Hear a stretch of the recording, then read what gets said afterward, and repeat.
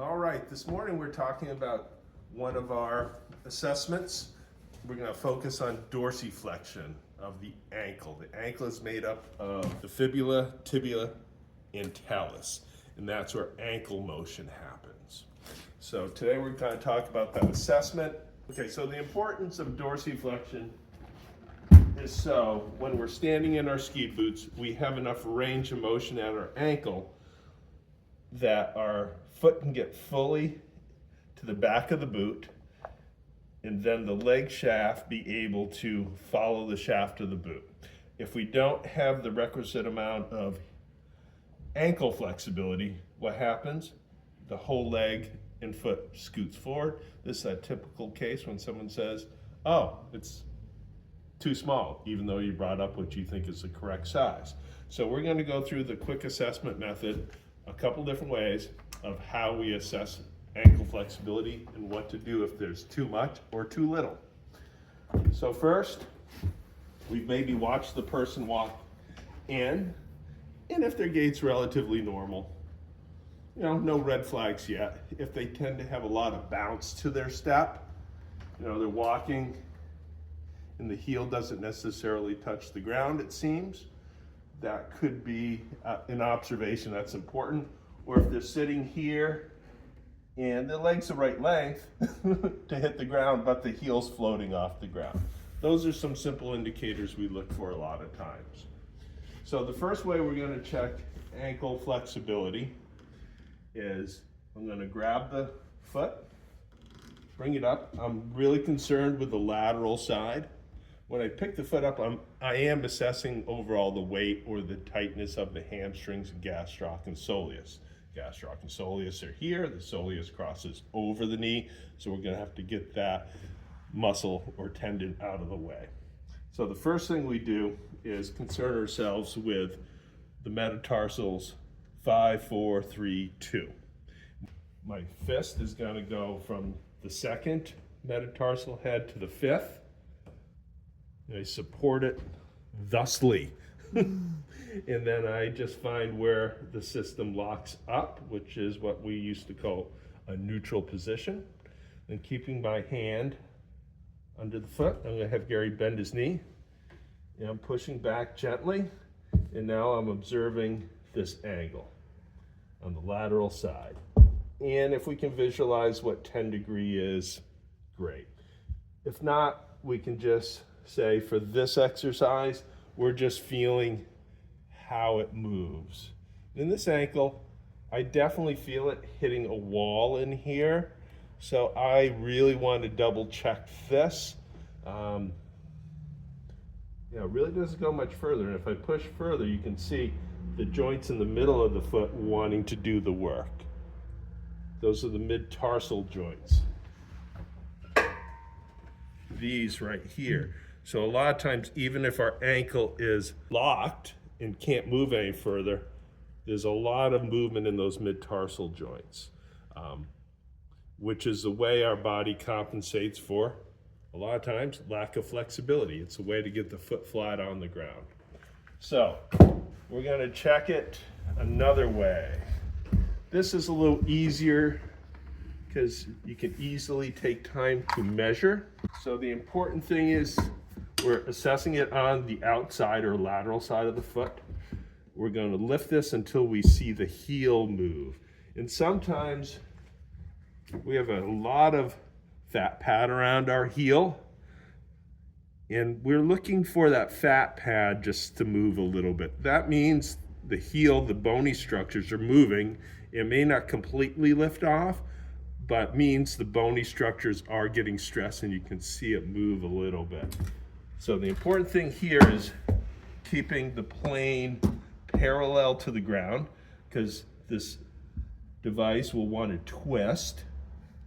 And then we're going to have a level over here, angle finder, that we can read.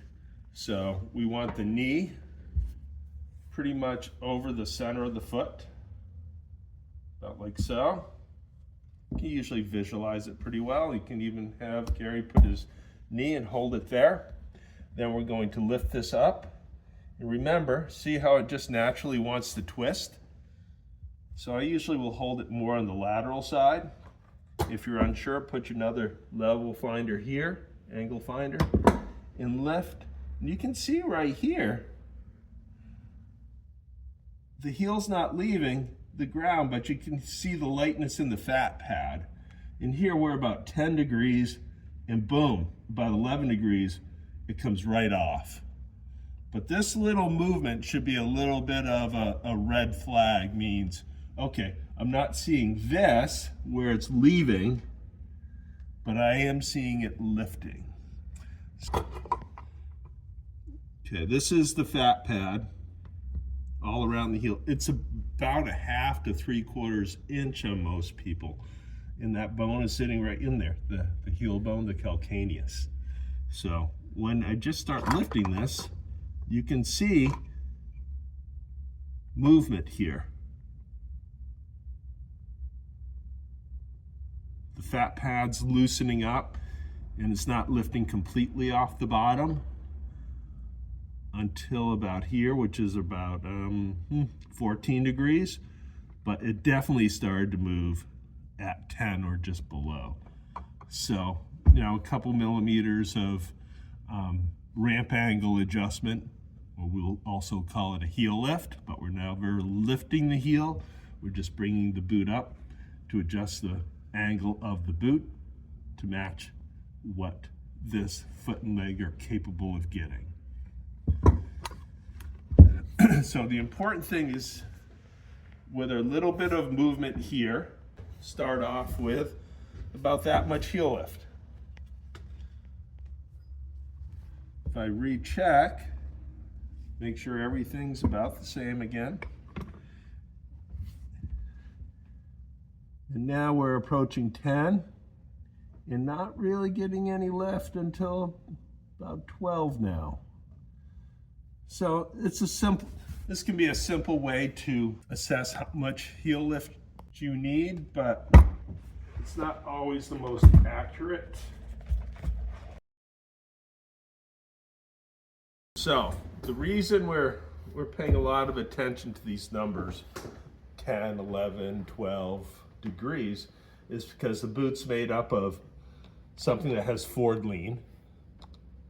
So this boot is an older boot, had like 15 degrees. And then it also has a boot board inside that you stand on. And this measures 5 degrees. So we take these two numbers and subtract the boot board number from the forward lean number. Simple math, 15 minus 5 is 10. So we need 10 degrees of good ankle flexibility so everything can fit nicely in this system. Things to consider here too.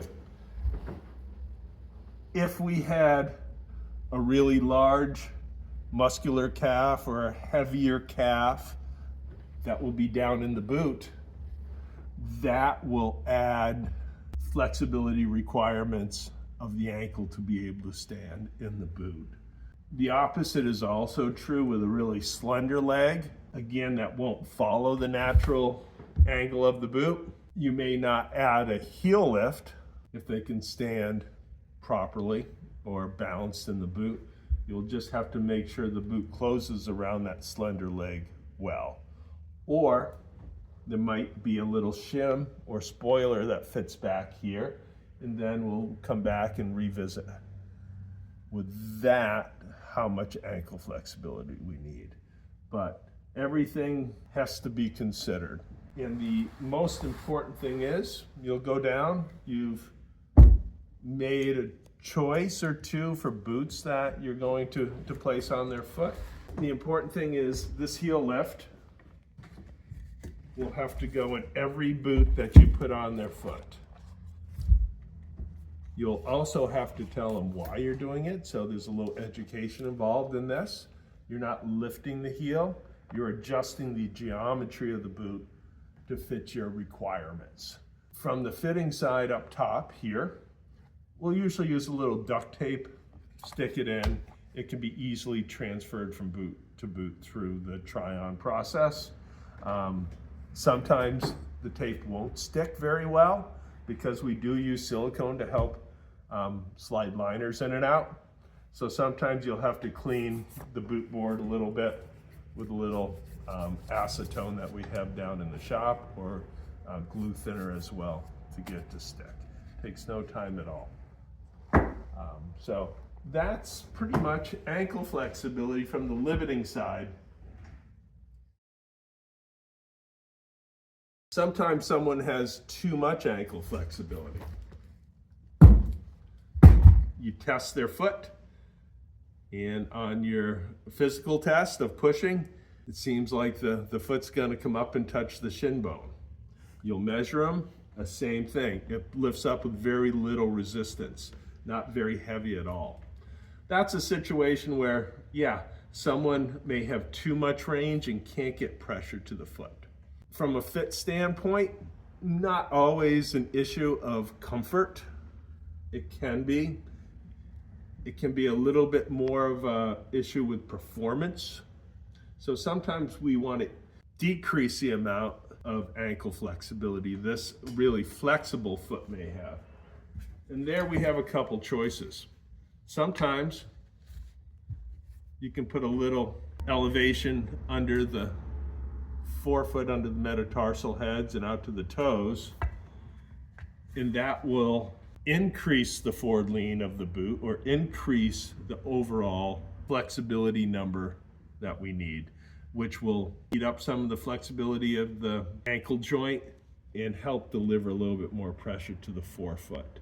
You have to be pretty sure of what you're measuring is correct to do some of these, because remember, your Achilles tendon is attached here to here. So we never really want to add more than 2 millimeters to the front. Sometimes we will also grind the back of the boot board down 1 to 2 millimeters. A lot of boots will have little trim marks around it now, or little dimples that can help you grind. But it's more of an outlier situation in most cases. Lack will definitely influence fit more consistently than over flexibility.